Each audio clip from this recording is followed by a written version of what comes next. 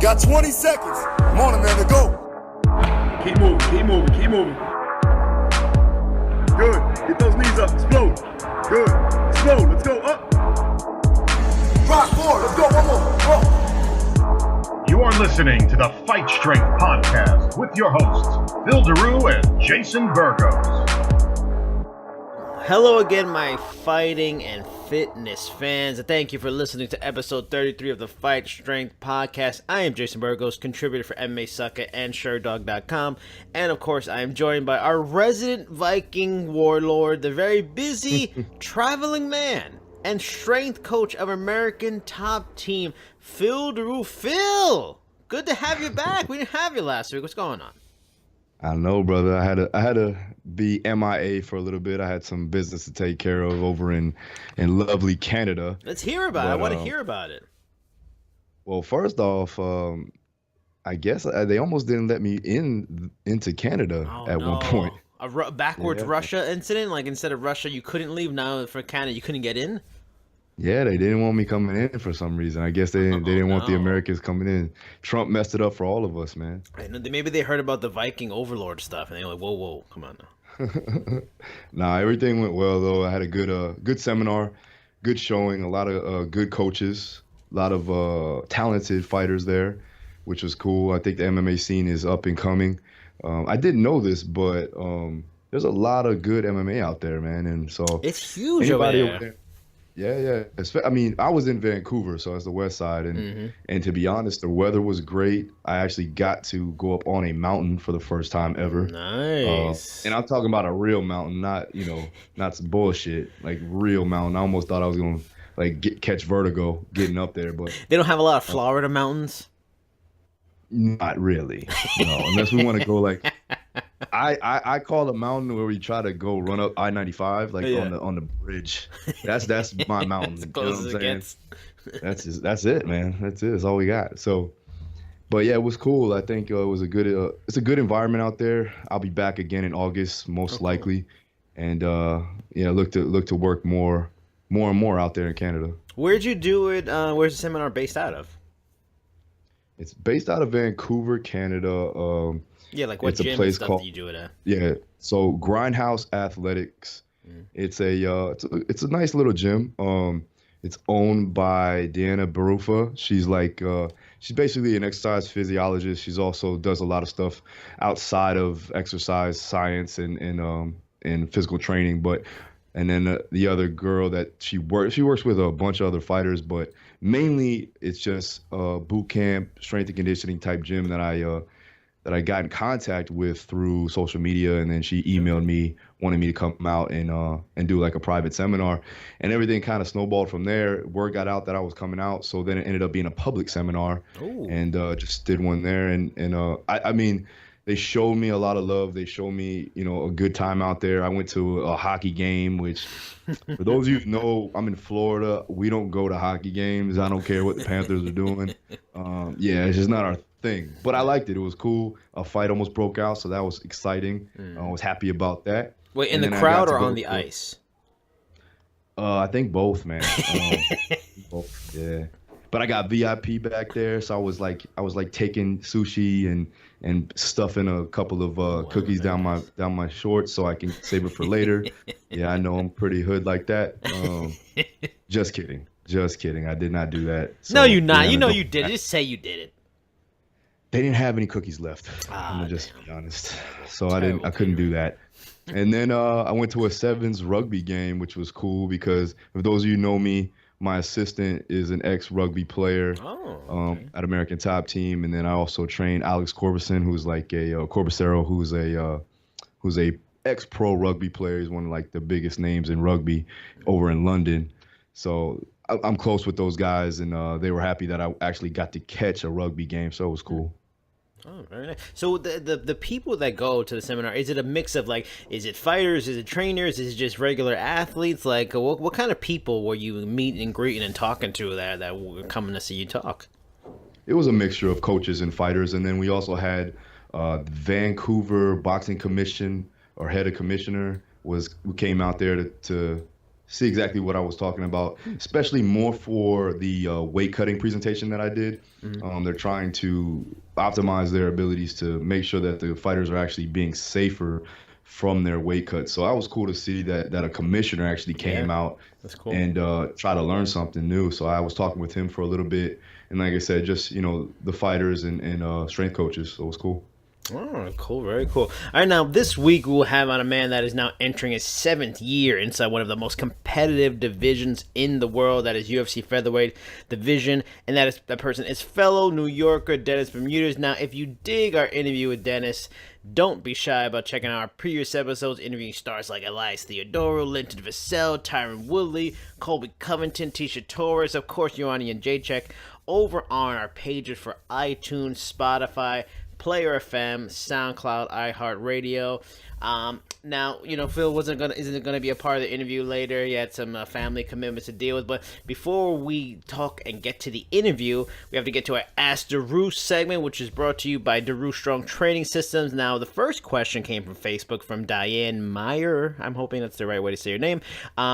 She asks, "How do you know what class to fight in, where you have the perfect combination of lean muscle mass and speed and cardio? I mean, do you go down? Do you go up? Stay or where I'm at? I guess she's a fighter. So what are your thoughts on this question from Diane?" Well, first of all, we have to assess the entire body of work, which is your body frame. So if you have, a thicker body type, or I would say thicker bone structure, thicker or denser joint integrity, like as far as the way you are built, you can actually see exactly where you should be. So if you get a guy that's like 6'2", 6'3", who's primarily very lean, but can hold a solid muscle mass at a good weight, where let's say he fights at 185, and if he's 6'3", it really just depends on how lean they actually get when they get down to 185. If they're 185 and they're, right at that 8 to 10% body fat for a male, this is actually pretty optimal for optimizing the performance benefits that he may have there. Now, if they're 185 and they're lower than 4% body fat, well, now we have an issue there. It could be subsequential as far as, how well they're actually going to do in the fight, because you need to have some sort of body fat for energy to withstand blows and things like that. So for me, like I said, I like to see where their body fat lies at a good weight. Like I said, we always like to start our weight cuts around, or at least camp around 12 to 15% out. And that could be, 15 pounds away from scale weight. And if you're 15 pounds away from scale weight and you're walking around at 12%, well, now we have some room to actually bring your body fat down. Mm-hmm. So that means that you are in the right weight class. Now, if you're not, if let's say that you're walking around at, 15 pounds out from scale weight, or even 20 pounds out from scale weight, and your body fat percentage is lower than 10%, well, you're already a lean, bigger guy. You might want to think about going up in weight class. This is just more beneficial for you in a performance aspect, and it'll be more beneficial and less hectic from a weight cutting perspective. Does that make sense? Yeah, overall, because we talked about a little bit with Tony last week on FFC Overtime, and just the stuff I've talked to you about and other things. It seems like a per person thing, and you want to be, if you can be 6'4", but if you reach those areas that you're talking about, you can get to a certain weight. What if a person is fits those categories? Let's say we break it down, like you said 12 to 15%, so you say 15 pounds away from scale weight. So if they're like 200 pounds, they should fight at like 185, and let's say they're at 185 walk around before scale weight, they should be like at 170. Would you say that's how it should be, if that's like how you are before you have to cut? Yeah, I would say, nothing more. If they're fighting at 170, nothing more than 190, 192. Mm-hmm. And that's at the start of an 8-week camp. Okay. And they should be holding on to some sort of body fat. And like I said, they're not super lean, but they're also not overly, not carrying a little bit too much excess body fat. So around 10 to 12% body fat is good for a male. For a female, you want to be around 14 to 16%. And that's just in general. But like I said, if they're very highly muscular, highly musculared up, it's going to be hard for them to bring down that body fat and actually lose the weight, to maintain a good solid level of performance. Because if not, if we try to bring them down, they're going to actually have to lose some muscle mass. And we don't really want to do that. Yeah. We want to actually maintain as much muscle as we possibly can. Now, with that being said, muscle will help the weight cutting process, especially when we start to water cut. But if it's too far out, if you're not, at least a 12 pounds to 10 pounds, remember your 1 gallon of 1 gallon of water in the body is around 7.8 to 8 pounds. So we can get that out. If we can get that out on a 7-day protocol, then that will be more efficient as far as, replenishing them for the performance the next day. But if they're not at that right weight, if they're too heavy, or if they're, if they're too, their bone structure is just too much, then we got to think about going to a different weight class, or, raising the weight class. A good example would be Dustin Poirier. I think that everybody can see he was a bigger featherweight when he started, and now that he's fighting and walking around, outside of camp around, I want to say 10 to 12 weeks out, he's just breaking the 180 mark. So once he starts camp, he's around 176, which is that's a good weight to be at.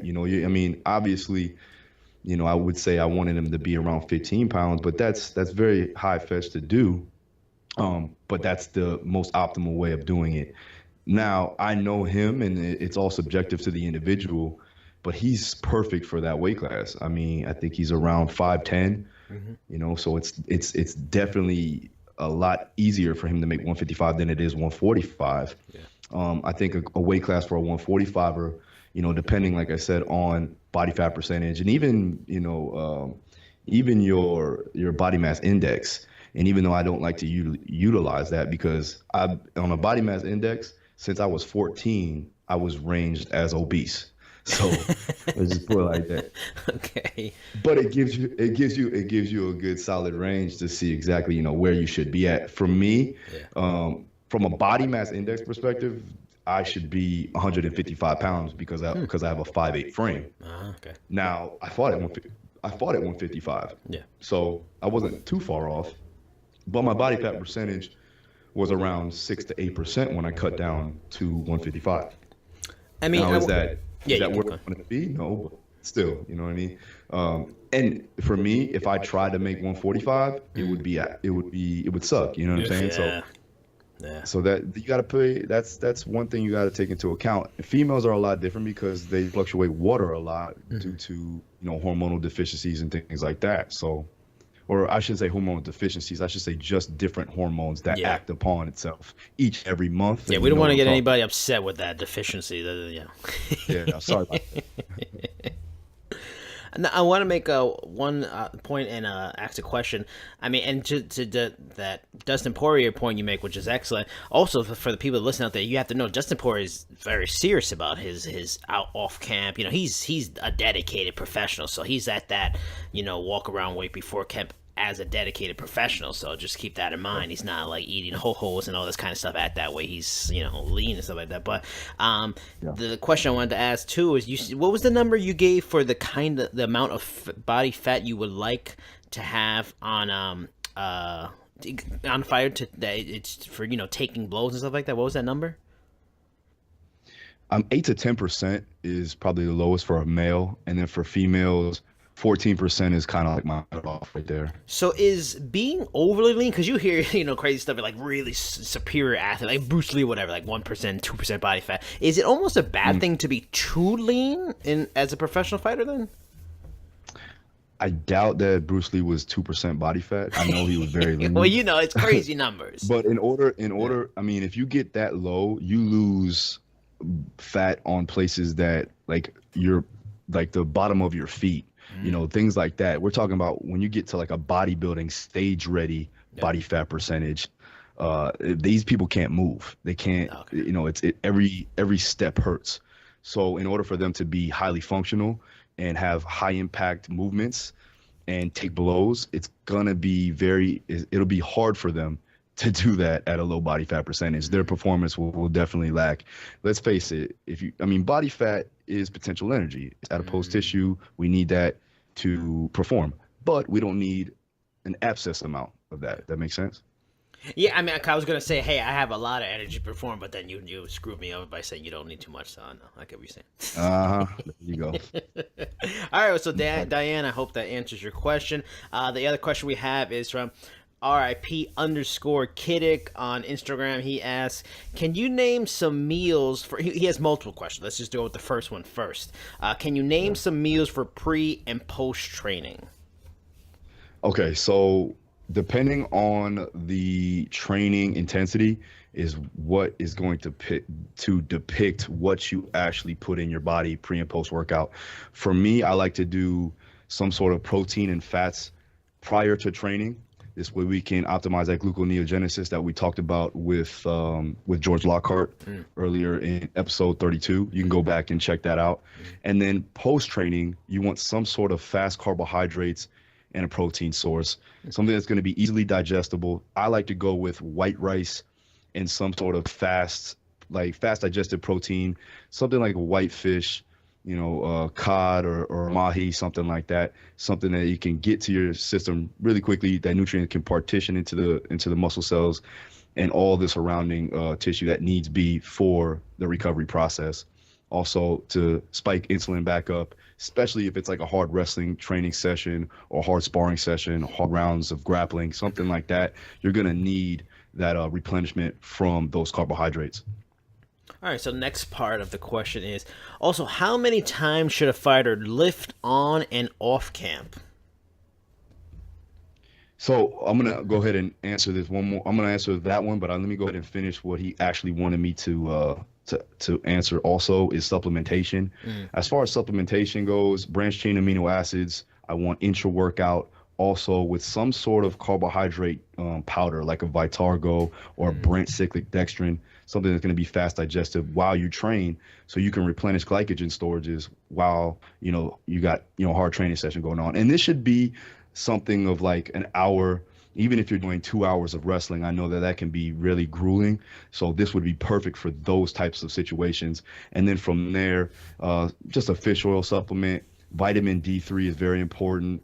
And then if you need it, a probiotic and also a digestive enzyme. Probiotics are here and there. You definitely need to get blood work to see exactly how your gut lining is working. But for me, it's not terrible to throw it in. If you need it, go ahead and do it. And then from there after that, just a basic multivitamin. But like I said, you can get that from your greens and things like that. Most importantly, though, we want to get from a performance aspect, you want to do branch chain amino acids and that fast digestive carbohydrate mix intra-workout.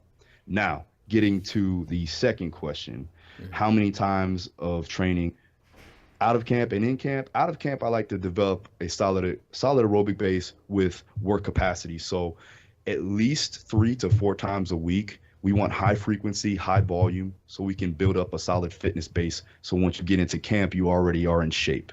Once you start camp, it really just depends on the individual. What's more important for that, for that fighter? What do they need? Do they need more skills work? Do they need to fine tune their craft as far as technical and tactical training, or do they need to get in shape as far as conditioning goes, or do they need to get more strength or more power output? Even for that, I would say no more than 3 times a week, just because there's so many other modalities that they have to train throughout that training week. So for that goes, so just to answer the question in fully, out of camp, 3 to 4 times a week, in camp, 2 to 3 times a week. And then he asks, for those people that those instances of when they are doing what types of lifts should they focus on? Okay, so out of camp, you want to focus on more, I don't want to say it, but I'm going to say it anyways, bodybuilding style type workouts, hypertrophy, trying to build up joint integrity, a lot of higher volume sets, 8 to 12 repetitions, slow eccentrics to help build up that eccentric strength component and to help, get a higher cross-sectional area of muscle and trying to build a solid base of foundation of muscle a solid base of foundation of aerobic capacity and strength. And then once you do that, you're actually building up the armor of your entire body. That will help potentiate into a strength block once we start to go into camp. Now, once you go into camp, phase one is usually, for me, we like to build a strength endurance phase, which is going to be around 5 to 6 reps. And the intensity is going to be around 70% to around 85% almost. Then from there, we go into phase two, which will potentiate into a higher absolute strength phase, which will be working in an 85 to 90 to even 100% 1 rep max, or an RPE of 9 and 10. And then from there, it'll go into explosive power, where I'll start to develop more of like, we'll start to work on explosive power, rate of force development, through means of contrast training and cluster sets and things like that. So that's what it basically comes down to from a strength perspective. From an aerobic based perspective, out of camp, you want to get more of that LSD, slow, low intensity road work type running in, or aerobic work in. So it can either be, running for those long distances, 20, 30 minutes. And then I don't like my guys going no longer than about 45 minutes, 60 at the max, and keeping the heart rate around 120, 130 beats per minute, obviously way below lactic threshold. Once you start camp, you want to start to go into more anaerobic conditioning. So high intensity intervals, sprint work, things like that. And once we get into, phase two, most of their conditioning is going to come from their skills training itself, because that's when the sparring, that's when the wrestling and the grappling starts to pick up highly. And so they're getting a lot of their sport-specific conditioning in that time frame. So for me, I'm just trying to fine-tune and make sure that they're recovering as fast as possible, especially within that 1 minute mark in between rounds. And that's why I use a lot of heart rate monitors, and I like to see exactly where their heart rate is and how fast they can drop their heart rate each minute of each round. And that's when we start to integrate those higher means of technology. That's why it's so important. But for now, like I said, you just want to follow that baseline if you can. Hope that wasn't a lot to grasp. And if you want to learn more, you can check out the seminar, Engineering Combat Athletes, in Burbank, California. You know what to do. It's April 28th. So if you want to check that out, you can check it out there. And also I'll be in Poland June 16th. You can also check that out as well. So I got a bunch going on. If you ever have any other questions about periodization programming for MMA and combat sports performance, man, just DM me, email me. I'm not that hard to get a hold of, trust me. Yeah, and also, make a note for Diane's question, too. It coincides with it. Look out for Phil and Tony Ricci's ebook coming out very soon.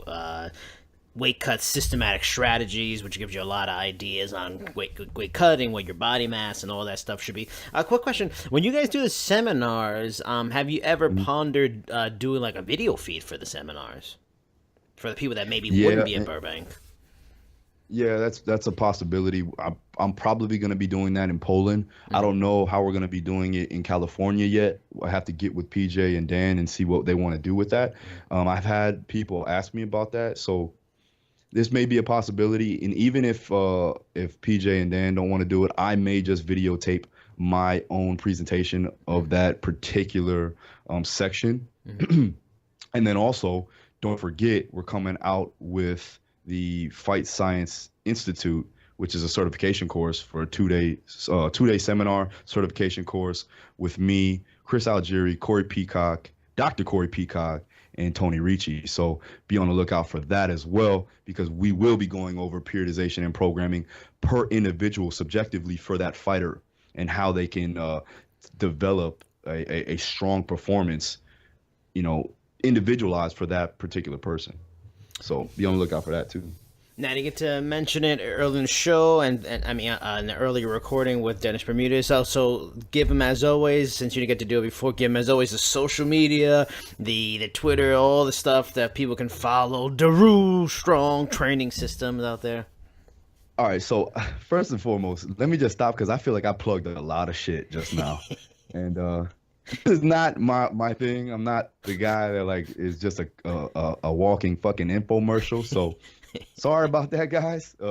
But you can find me on my Instagram. It's at Daru Strong. My Twitter is the same, at Daru Strong. My email, phil@darustrong.com. And then obviously my website is darustrong.com. You can find me there. Also, if you haven't done so, you can sign up for my newsletter. All that stuff is free. Trust me. And I'll be giving out insight and other small little tidbits of things like that to come.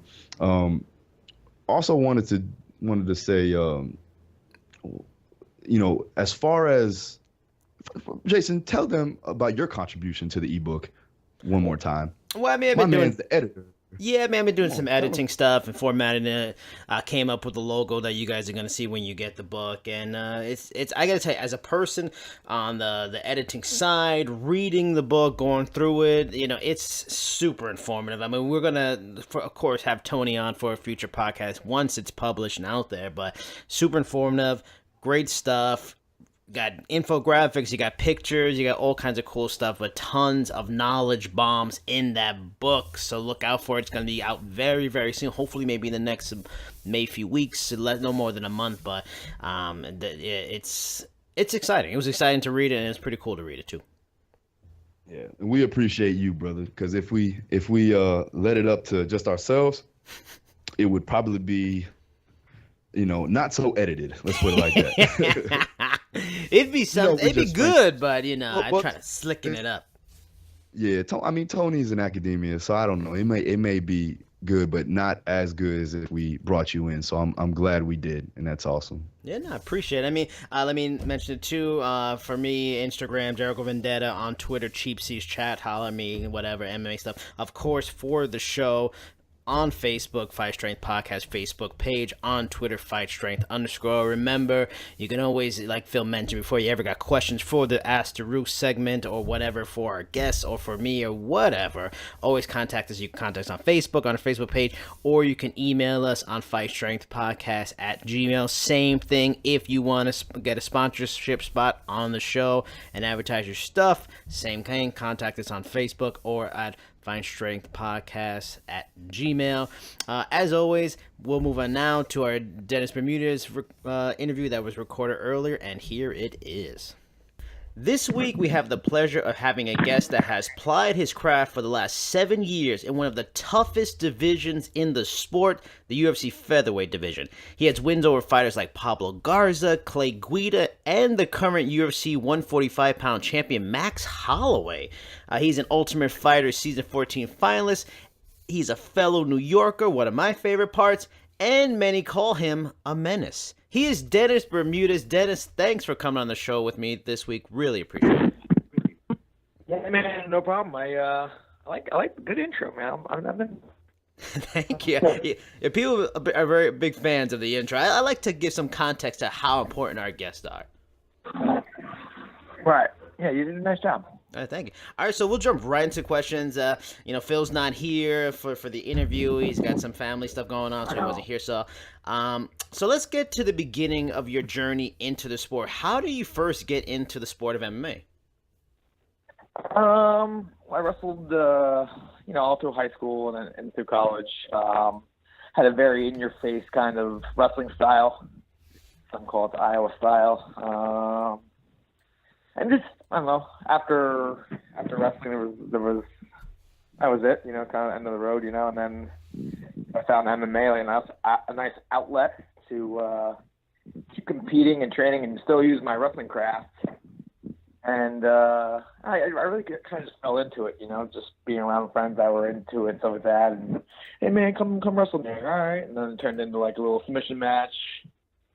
Had some success there, and I was like, this is kind of fun.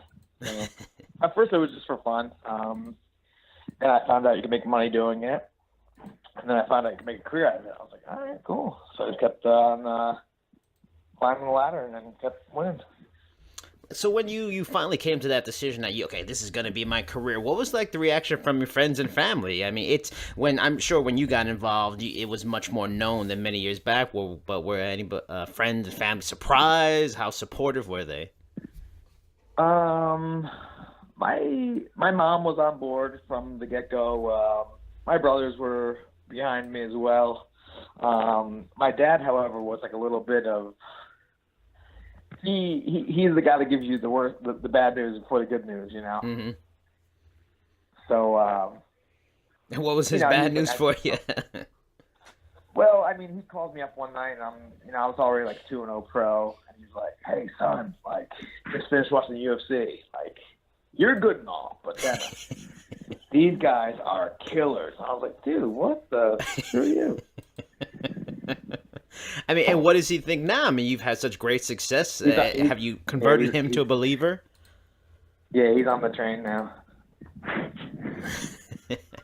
All right, so I mean, moving on from there. I mean, you had some bad luck in losing your last 2 fights by very close, razor thin split decisions.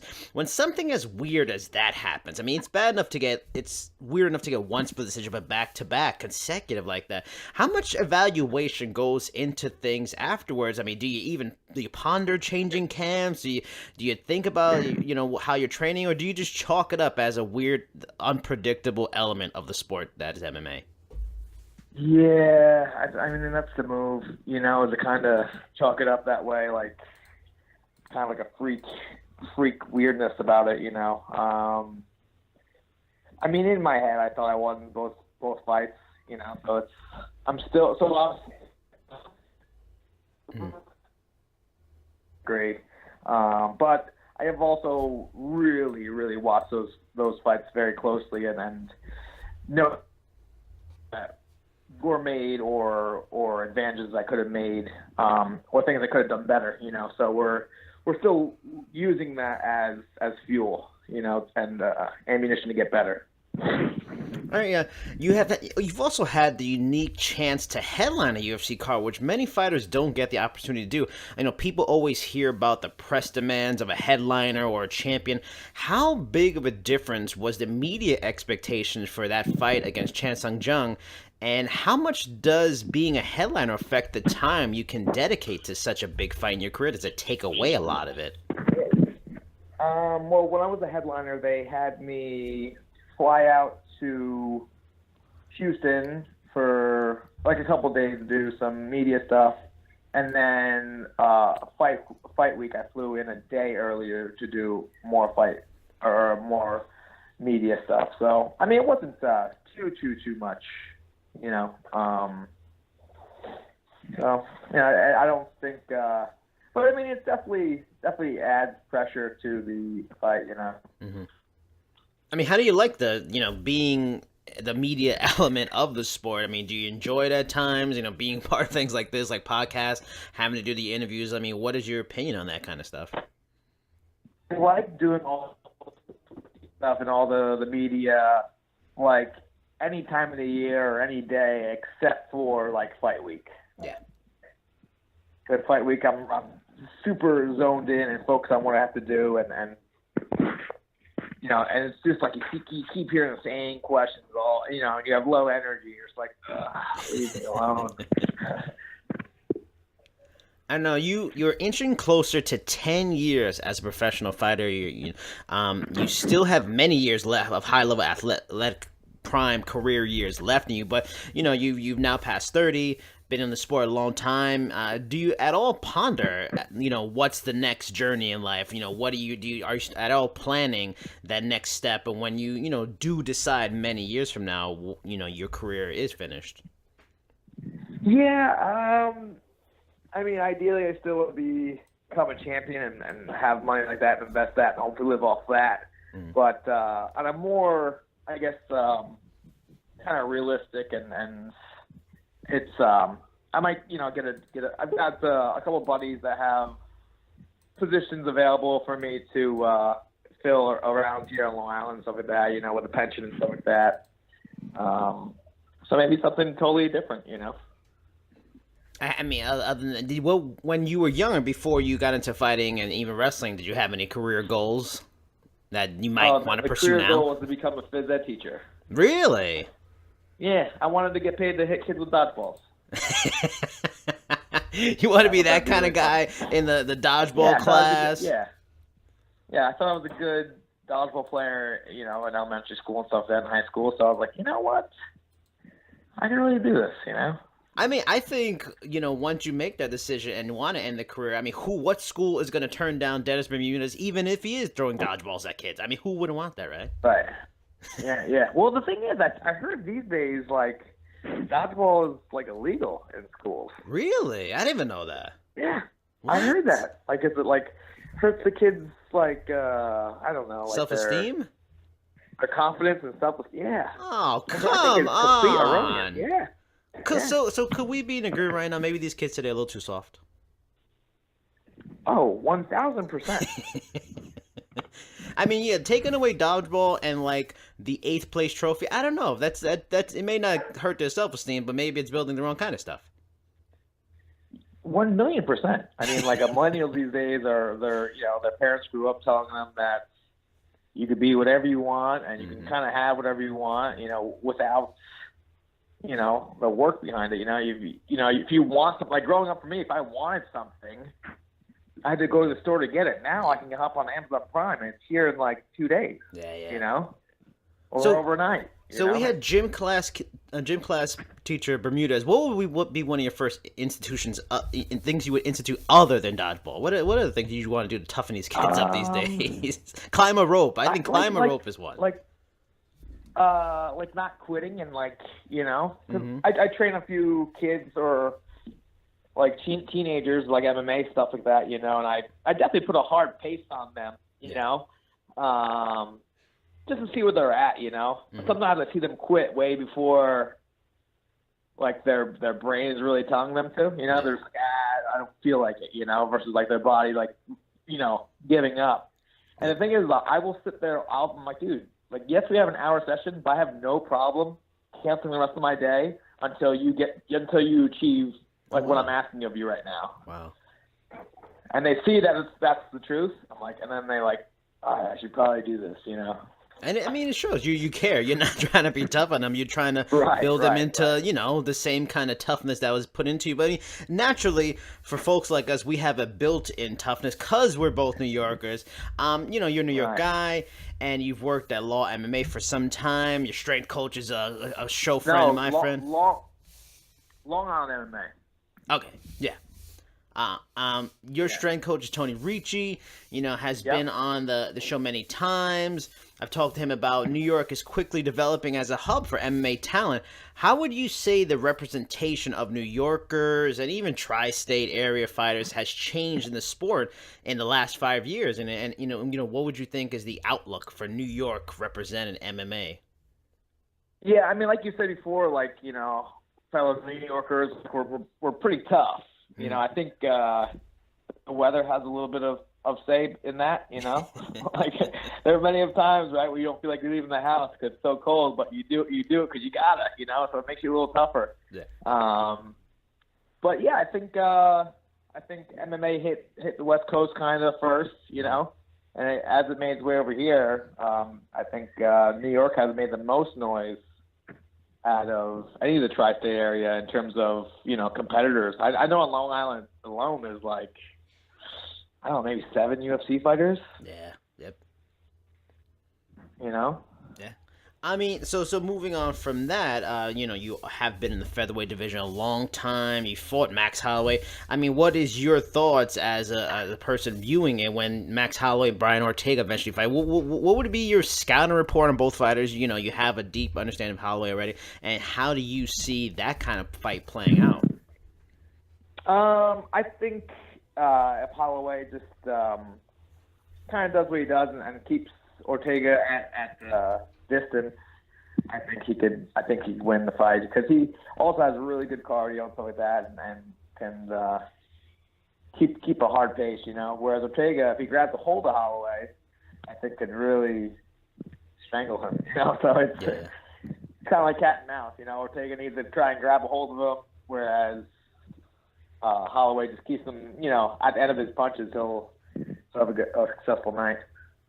If something ever happens, like, because you've beaten Max Holloway, if a guy like Brian Ortega called you up and say, Dennis, could you help me out a little bit, give me some tips on this fight, would you do it? I mean, money talks. It does. Like, I'm not going to just do it for my own, goodwill, There'd have to be some some costs, paid out. Would it be worthwhile to do it if you trained them so you can get your own inside information on Ortega in case you fight him eventually? No, not really. I mean, if anything, I'm looking to, because then if I trained with him, he could have his own scouting report on me because he trained with me too, Mm-hmm. So when I'm looking to fight a guy one day, I don't really want to go over there and help him out, All right, fair enough. And then when we do fight, they don't know what they're about to get hit from by. All right. Now, so you've been in this division a very long time. Have you ever pondered about, maybe going down to 135 at all, or do you just feel like optimal 145? I would never move. If anything, I would go up to 1. Really? Okay. Yeah, that's what I started my career. So have you ever thought about that? Would you actually make that move? Dang, I don't. I've really given it a hard thought, Mm-hmm. But I mean, I think I'll stay where I'm at though right now, Mm-hmm. All right, so moving away from MMA, and this is the last question I have. When not being a menace to your opponents and training partners, what are some of the things you enjoy doing in your free time away from sports and just away from the fighting game? Like, what does Dennis Bermudez like to do with his leisure time? I like to play video games. What video games? Please, I'm a bit of a gamer. What games are you into? Okay. I mean, I've been crushing Fortnite lately.